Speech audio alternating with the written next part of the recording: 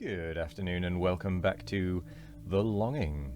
Today, I have no plan. Oh no, that was it. We were going to go and think about reading one of the books that we've got. Starting to read something. Owing to the fact that I will be away for a while in a couple of weeks, I'm not going to start Moby Dick because I want to do Moby Dick pretty much all in one go. Or as close to in one go as I can. And I've no idea how long the chapters are, so I don't want to be suddenly needing to segue partway through a chapter. So today we're just going to go ahead and look at reading one of the other books. Or poems, or whatever there is. That potentially has a bit of length to it, but not quite so long as Moby Dick. I genuinely think Moby Dick we are going to have to dedicate some longer episodes to. So they might have to be slightly longer than usual, just so that we can actually get through Moby Dick. Because I don't think 10 minutes a day is going to be enough. Quite enough to get through all of Moby Dick in time, but we'll see. We'll see how long it actually takes, and if it's easy to read, unlike Thus Spoke Zarathustra. If it's easy to read, unlike that, then we might actually be able to get through it a bit quicker, because the Zarathustra and the other poems are difficult to read, in my opinion. Not impossible, but not exactly the easiest of reading material. So that's what we're going to do. We're going to find something to read that isn't Moby Dick, and that we've not yet read, which still leaves quite a large selection. I think we've read the entirety of the first shelf of books. Entire first page of books, whatever you want to call it, except for Moby Dick. I think. No, maybe we've not read The Golden Goose, which I think is on the first page.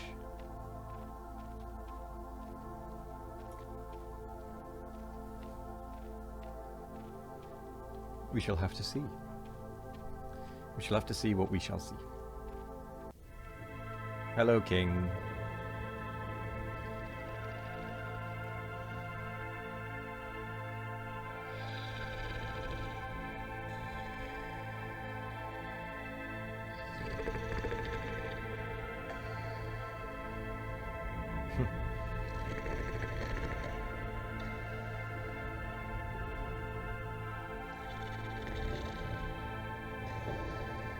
Well,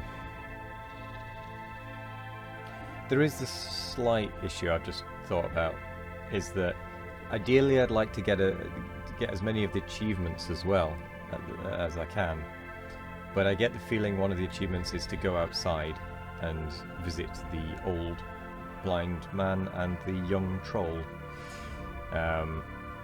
But based on what the face has told us, if we leave the caves, they will fall apart and we will never be able to return. So I'm not sure I want to do that, which is a problem. So we may have to forego that one and then maybe revisit it in the future on a different run through, where we just try and get as much speed through the game as we can. So here we are back at home, where every second has 10 seconds passing. And before we sit down to read, let's get the fire going.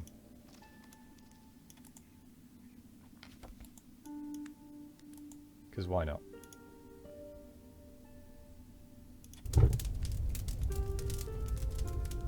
13 seconds every second now. It's not bad. We have the crackle of the fire.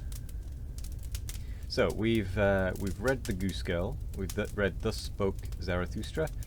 We've read Moby Dick.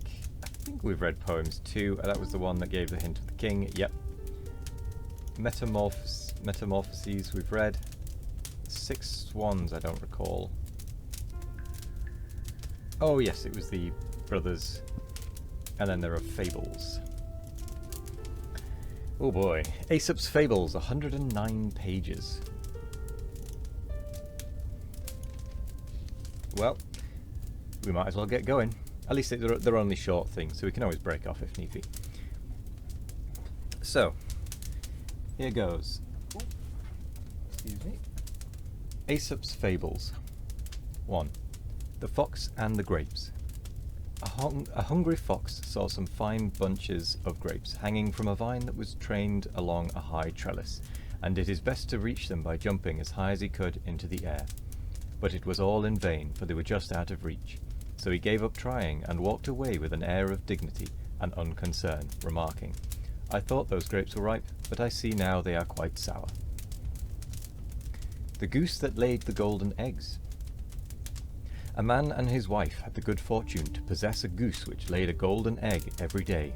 Lucky though they were, they soon began to think they were not getting rich fast enough, and, imagining the bird must be made of gold inside, they decided to kill it in order to secure the whole store of precious metal at once. But when they cut it open, they found it was just like any other goose.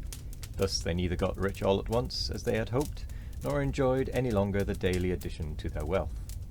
Much wants more and loses all. Bit of telling time. The Cat and the Mice. There was once a house that was overrun with mice. A cat heard of this and said to herself, "That's the place for me." And off she went and took up her quarters in the house, and caught the mice one by one and ate them.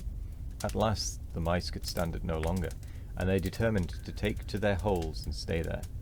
"That's awkward," said the cat to herself. "The only thing to do is to coax them out by a trick."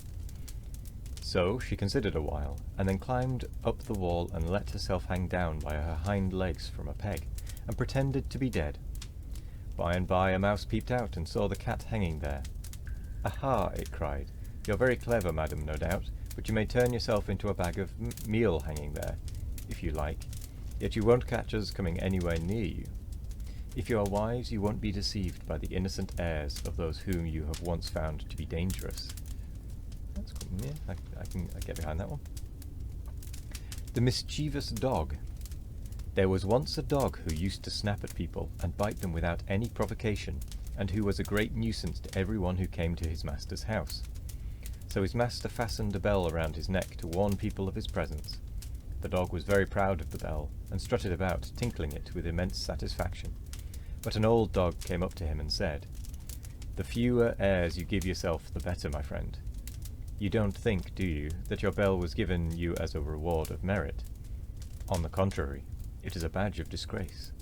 Notoriety is often mistaken for fame." Don't be bad, kids.